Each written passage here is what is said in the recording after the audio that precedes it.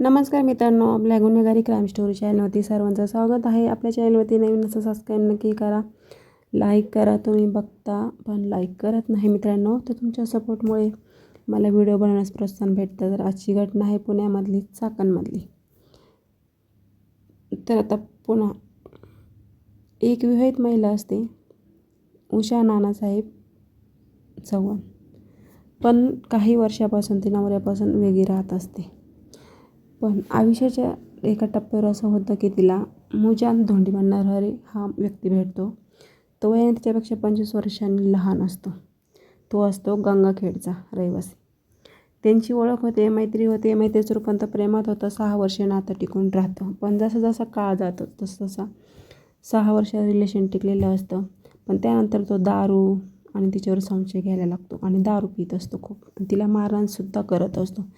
पण या सगळ्याला ही उषा खूप वैतागून जाते. तिच्या अंगावर ओळेसुद्धा उमटलेले असतात. एक दिवस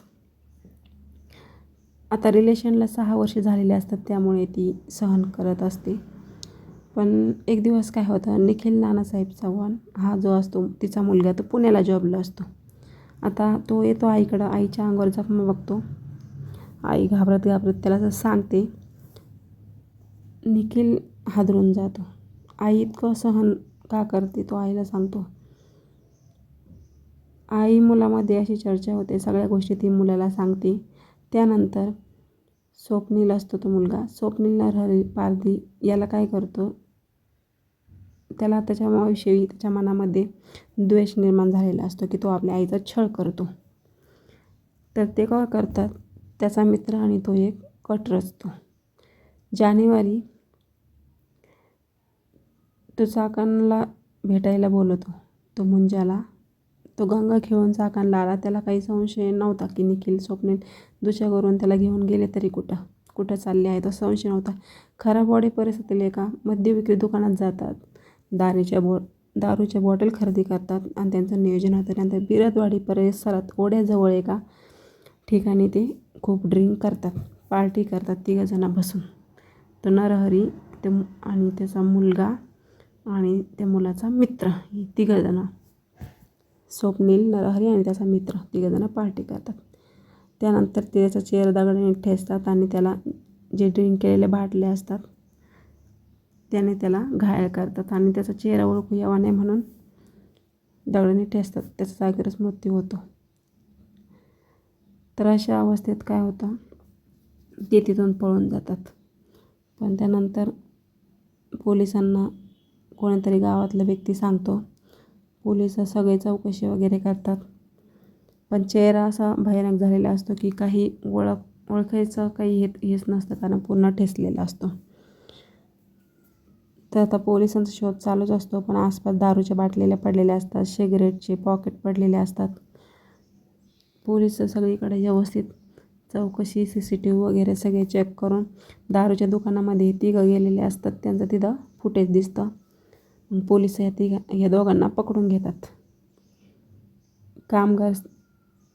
पोलीस परिसरात कामगार, स्थानिक नागरिक, रस्त्यावर असलेले छोटे दुकाने तिथं ते जातात.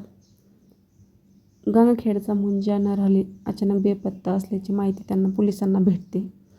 त्यानंतर मग शोधाशोध सुरू होते. त्याचे कॉल डिटेल्स काढतात. मग उषा चव्हाणचा नंबर येतो त्याच्या याच्यामध्ये. तर मग तिचा मुलगा निखिल आणि त्याचा मित्र स्वप्नील या 3घांभोवती संशय येतो पोलिसांना. 3घांना मग त्यांना पकडतात. पोलीस ती खाके दाखवतात. मग ते बोलायला लागतात, कारण CCTV सापडलेले असतात, कॉल डिटेल्स सापडलेले असतात. मग ते 20 दिवसामध्ये शोध लागतो.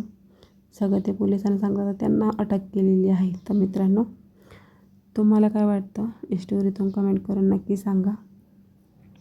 एका स्त्रीच्या वेदनेचा, एका मुलाच्या संतापाचा गुन्हा होता. एक जीव गेला, पण जीवासोबत अनेक आयुष्य कायमची संपवून गेली. मित्रांनो, आपल्याला कोणाला बदनाम करायचं नाही आहे. फक्त जे घटना घडत आहे समाजामध्ये, जगामध्ये, आपण त्याच तुमच्यासमोर आणत आहोत.